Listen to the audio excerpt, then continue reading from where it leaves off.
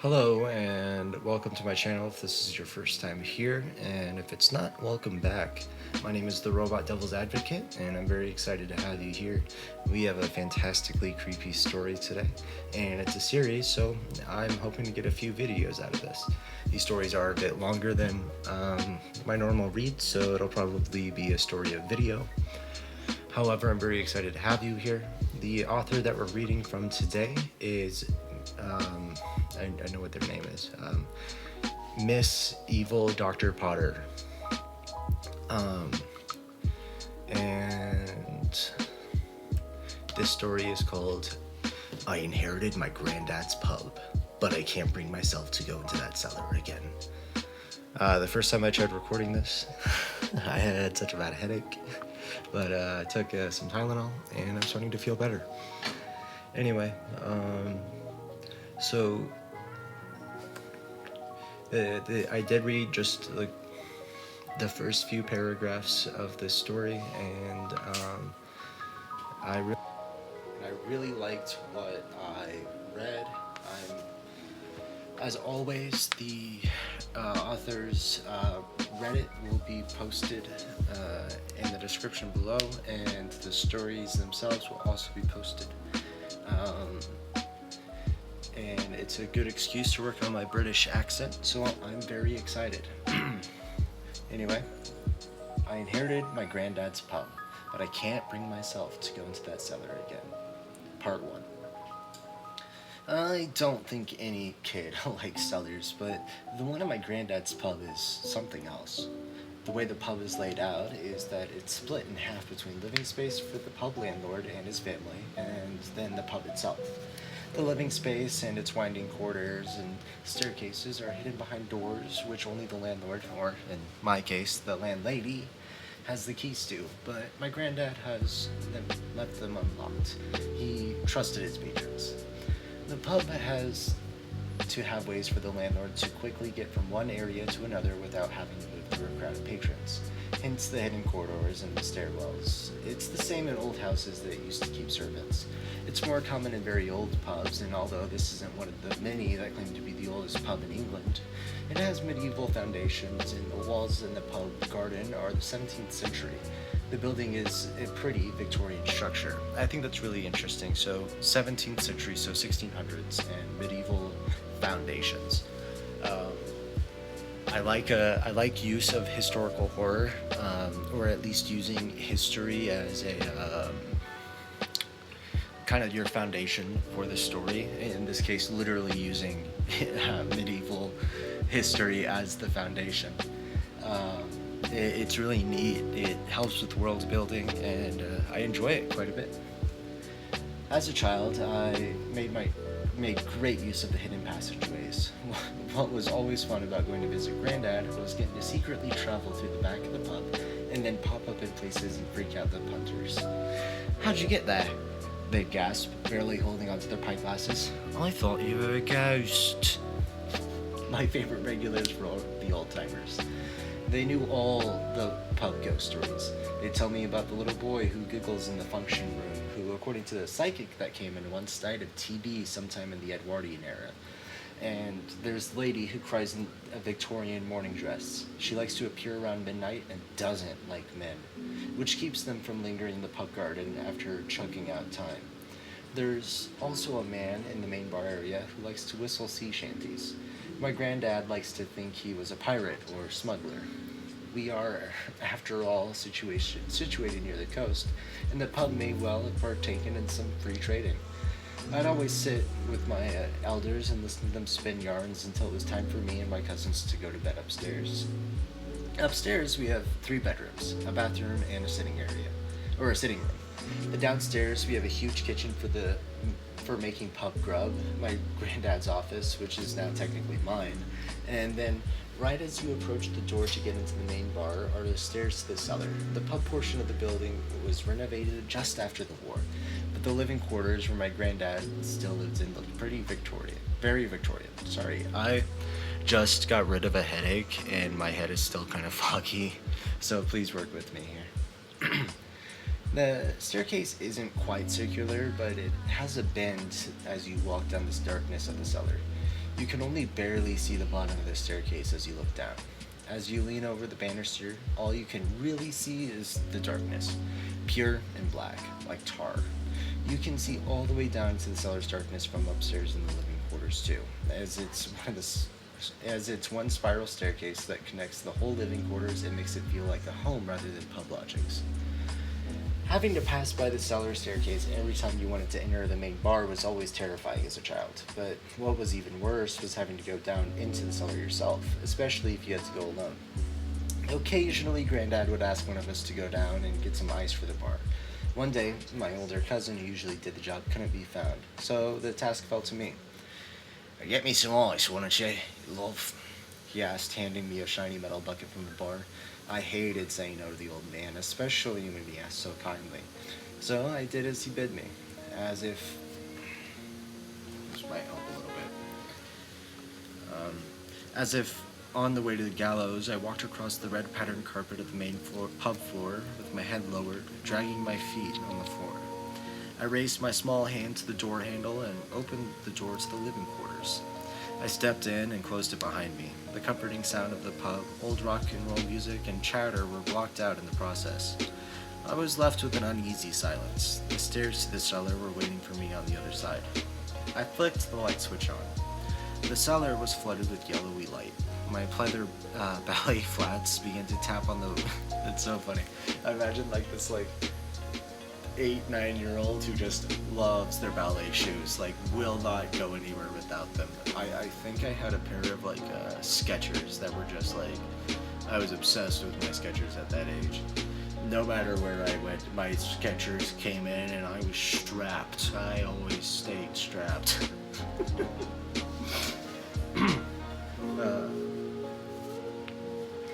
The coldness made me come out in goosebumps. I hate that it's always cold underground. I've never been a spelunker. In my opinion, the underground should be for boating. It's not meant for the living. That's so fair, we put dead bodies in the ground. Why would we go into the ground? I've never understood why people, I come from Missouri, the Show Me State, and I heard that it's called the Show Me State because there are so many caves, and people would be like, "Oh, show me the cave," you know. That might not be true, but I've always had some sort of fascination with caves, but in a safe participation way, going on guided tours and stuff like that. The idea of going into a cave by myself for fun horrified me to no end. I won't go into a cave by myself, and I'm 24 now. Anyway. I always think if a place is cold, damp, and dark, you as a human being should know it's not for you. Those spaces are trying to tell you that you aren't meant for them and to stay away, unless you're a bat or a stalagmite. At the bottom of the staircase was a concrete cellar floor. I pattered across the floor, trying to not stare too long at any of the little mysterious-looking corridors or the eerie dark spots where my light didn't reach. My eyes scanned over kegs and piles of packaged cans and glass bottles, until I finally reached the ice machine. It was an old clunky thing that whirred noisily. Another thing that still bothers me about the pub cellar is how amplified noises become. That's super fair. As I gently lifted up the flap of the ice machine, the sound echoed throughout the cellar, as did the sound of little plastic scoop plunging deep into the ice cubes. The most noisy part of picking up scoops of ice and dropping them in the metal bucket filled the empty cellar with an awful clattering sound. I imagined, as a young girl, that what frightened me about the loud noises was that those noises could cover up small noises, shuffles or whispers. That's so fair. Everything else is quiet, but the second you make a noise, it's hiding something. I'm getting goosebumps thinking about that. That's so good. And I have always liked to have my senses available to me when I was in that cellar. As I was finishing up collecting ice, I thought I heard shuffling behind one of the doors. The cellar had some doors which were always locked. It made my hair stand on end, but I assumed maybe it was rat. I clutched my bucket of ice, getting ready to make a mad dash for the stairs. I imagined myself darting up the steps, smacking the light switch off, and throwing the door to the bar closed behind me. I was just about to go through with my plan, feeling the adrenaline already starting to kick in for my sprint, when 3 slow knocks came from my left. Oh man. I feel like throwing up. You're downstairs in a place, you don't know what's behind these doors, and then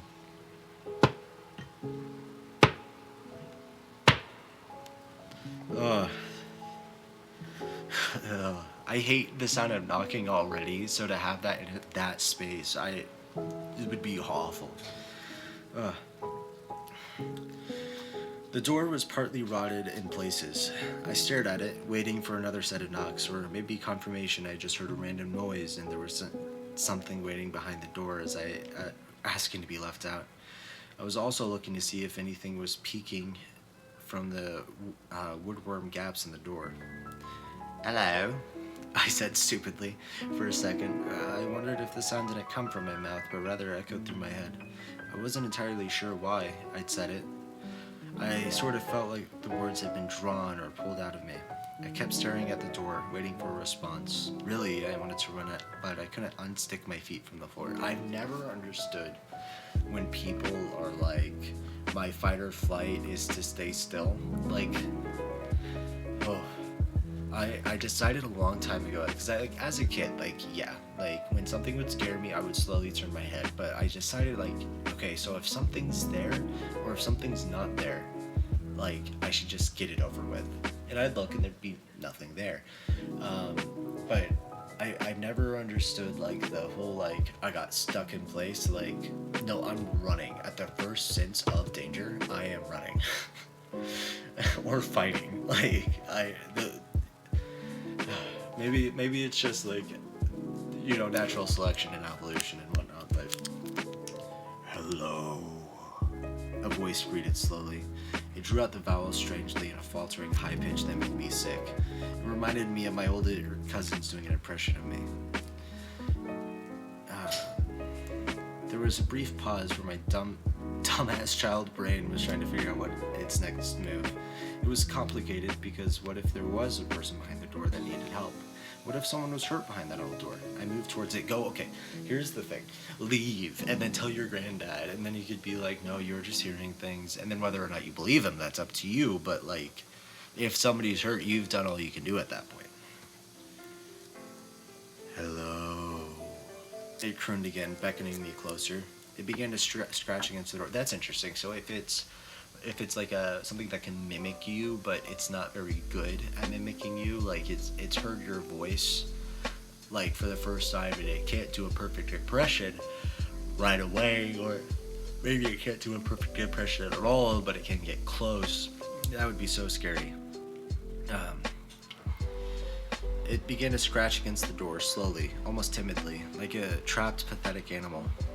My hand hovered over the brass doorknob. I had no idea whether or not this door was locked, but I could at least try to save the poor soul on the other side.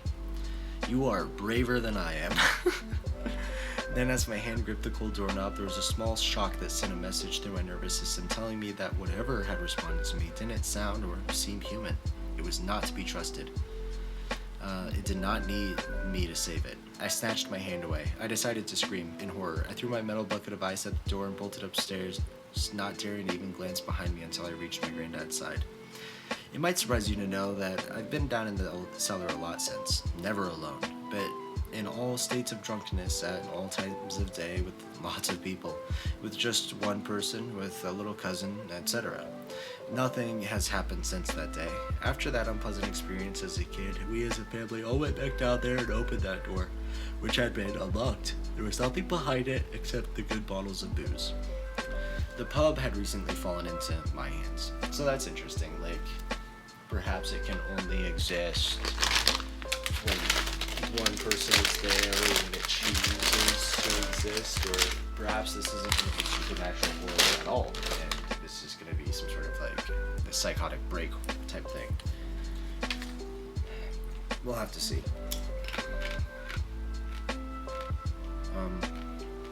My grandfather isn't dead, but his health and memory are failing. Dementia is a bitch, and he moved in with my uncle. No one else wanted to move down to the coast to take it over, so I happily volunteered. I'm fresh out of uni with a degree in sociology, so I had no other job prospects. In truth, it's been a great relief. I thought I had it made. I ran the place for about 2 great weeks, managing to covertly avoid going down to that cellar alone. I always got someone's kid to help me carry stuff, or I'd brush off the ice or keg-related chores to one of the other bar staffs because I'm so busy. In truth, it's because I'm a massive pussy. In my opinion, I think you'll agree. I had every right to be. No, that's interesting. Like, sorry, I'm eating, so I'm trying to stall. But the other day, the time finally came where I had to go down there by myself, after a decade of somehow managing to avoid it. For 10 years? Like, good.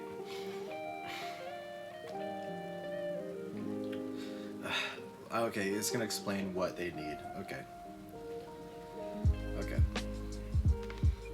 I was about to say, like, how could you... We'll see how valid this excuse is. It was just a few hours before opening, before my bar staff were due to arrive, and I realized I needed J20s. I don't know what that is. My instinct was to wait and get one of the staff to do it, and then I thought, what kind of pub landlady can't even go down to her own cellar? The kind that had a harrowing experience as a child. You are so valid for being your friend. Determinedly, I marched through the pub, thudding down the steps that were so old they bowed in the middle and creaked with every step. That's just dangerous. You gotta replace those stairs. I made my footsteps purposely loud to prove a point. I was an adult, and a landlady, and a big, strong, independent woman, and all that. Whatever I had heard as a child could have been my imagination. Maybe one of my cousins played a trick on me that they never owned up to. Maybe Granddad has a sound-activated something or other to keep us away from the good booze. I looked around my cellar, trying to enjoy my organized shelves and thinking up ways I could modernize the space. The quiet cool of the cellar was actually quite peaceful once you got over the sense of looming foreboding, dread, and doom. Let me,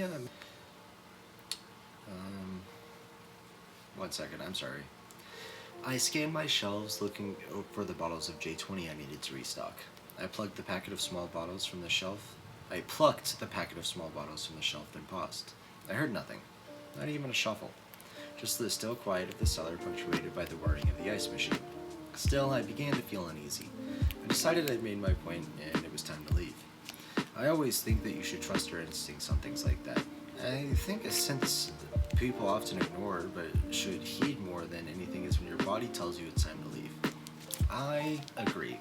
Especially in like horror genres, like, dude, we gotta get out of here. No, we gotta stay. Like, do you really have to stay? Oh, this is interesting. Sorry, there's an ant on my table, and they're going after tobacco, which is like crazy poisonous to them. Sorry, I'm fascinated with ants. This is interesting. Alright, let's get back into this.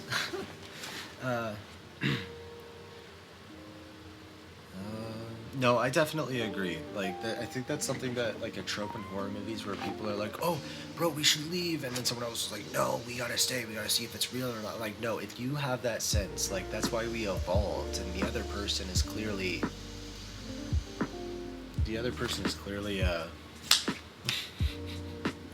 yeah, you know, natural selection. I'll just say that.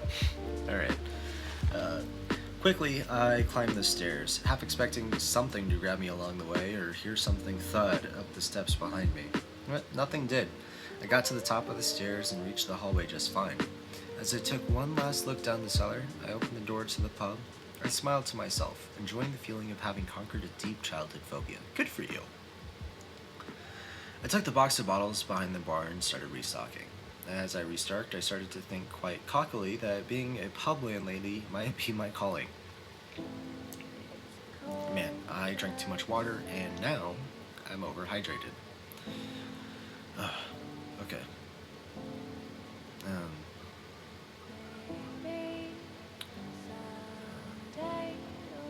Now, I took the box of bottles behind the bar and started restocking. As I started to restock, I started to think quite cockily that being a pub landlady might be my calling. Now that I'd conquered the basement, all I needed to do now was avoid becoming a Weatherspoons, and I'd be set for life. I loved the pub, all the memories it had in its walls. I loved being by the coast, and I also owed it to my granddad and our regulars to keep the place running. I placed the last bottle in the fridge. I heard 3 knocks from the door to the living area. Being lost in thought made me jump as I almost... Sorry. I'm gonna move this closer so you can hear me better, but not so close you can just hear... Ugh. Being lost in thought made me jump and almost drop said bottle. "You're early," I called out to who I assume was a member of my bar staff. There was no response.